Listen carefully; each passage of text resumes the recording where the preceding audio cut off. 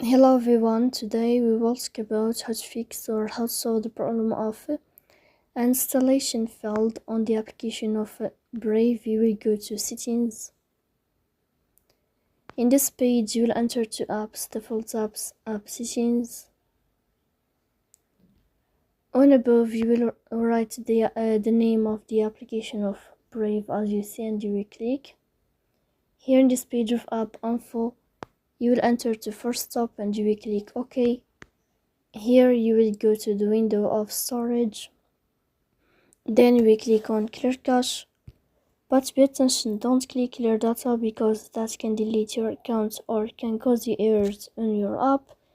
In the end you can turn on your airplane mode, and you can wait a moment to turn off your airplane mode again to fix that problem. So please don't forget to support us by like and subscribe. See you